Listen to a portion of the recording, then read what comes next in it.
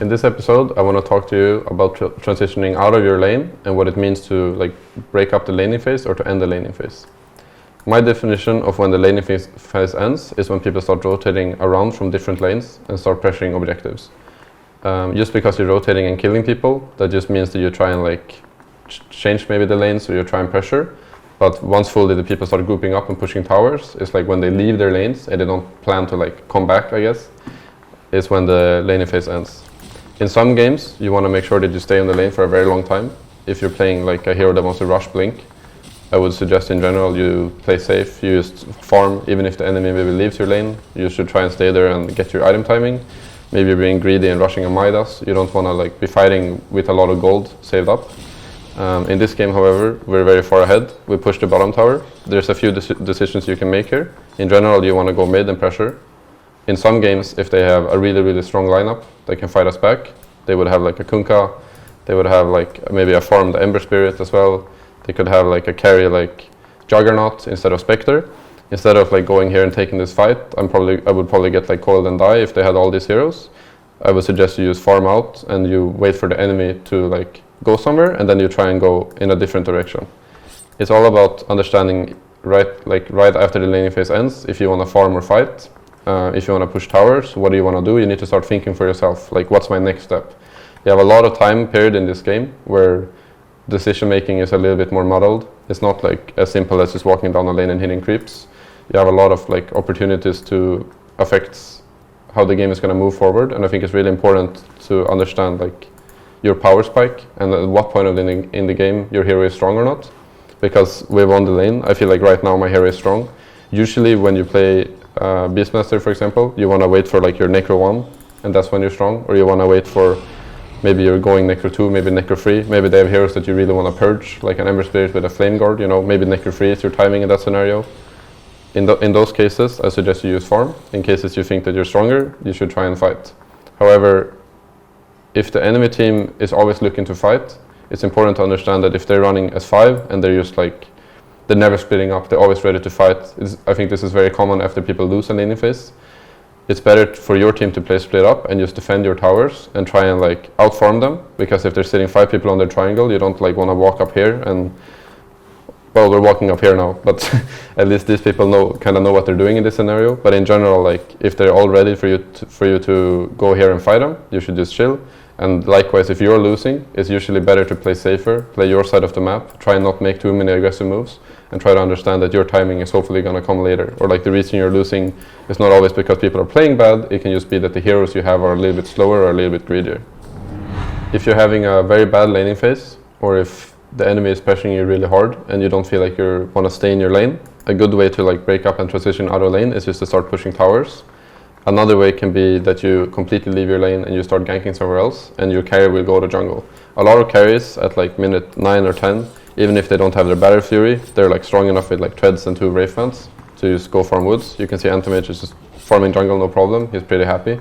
So in a case where I would be really zoned from bottom and my lane is really hard, maybe I just TP top, I try and gank their offlaner instead, and I tell my carry to basically go screw off, farm the jungle, go somewhere else. It's not something that he's really going to mind. A lot of people want to do this anyway. It's important to understand that transitioning out of your lane, sometimes you want to do a lot earlier and sometimes you want to do a lot later. When the enemy team wants to push your towers and they want to fight you as well, they want to break up the laning phase. It can be important to understand as well that if you can defend the towers and if you can be in position, it's usually better than just sitting and farming your lane, unless you're going for some timing item, or maybe I want to finish my Necros. As Beastmaster, I know that I don't want to defend towers, but on other heroes like Sanking and Centaur, I know that my first move out of laning phase is going to be to mostly defend this tower. I don't really pressure towers or farm super fast. It's better for me to control this area and fight in the early game.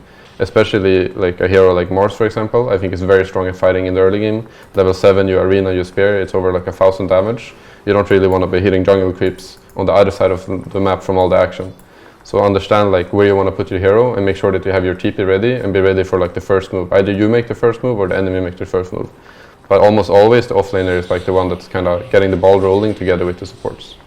In this example, I want to show you a game we played against 5 men from a few days ago, where they have a pretty good laning phase. We're winning per se, but I would say it's very even. But I'll show you the specific timing of when exactly the laning phase is broken up and why they do what they do. So at top, I'm level 7 Sanking. I have a Shadow Demon. You can see that we have a ward here, but the enemy team, they have no ward like protecting their entire safe lane. So this Arc Warden is naturally very scared. He's playing up in the trees. They've even brought over their offlaner in this scenario, who's had a pretty poor laning phase. So he rotates out of his lane because he feels like, I don't want to stay bottom anymore. I'm going to go top. And the Arc Warden tip is mid.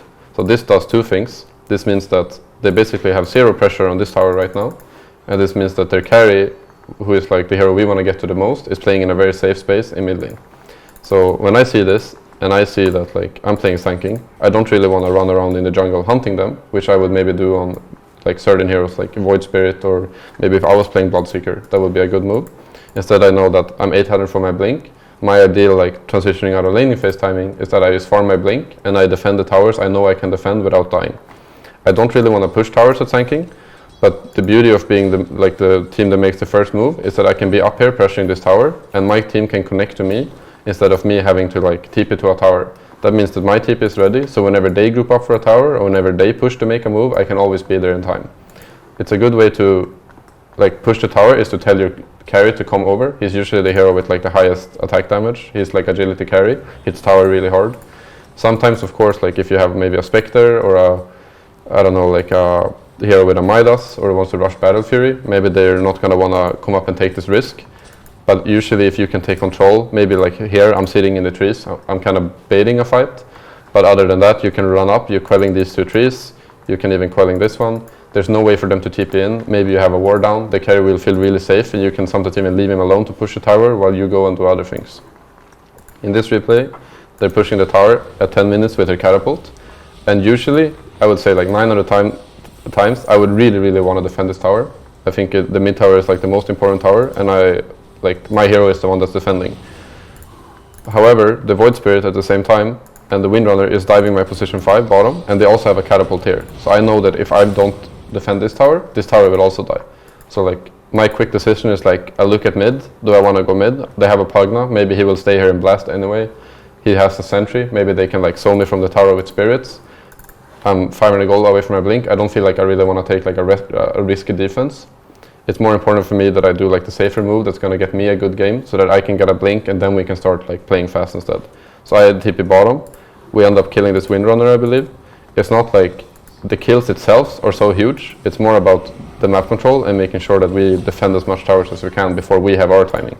We get this catapult dead, our mid tower dies, but this means that right away afterwards I have my blink ready at 11 minutes, which is a very early timing and it lets us like smoke up and go for a move right away.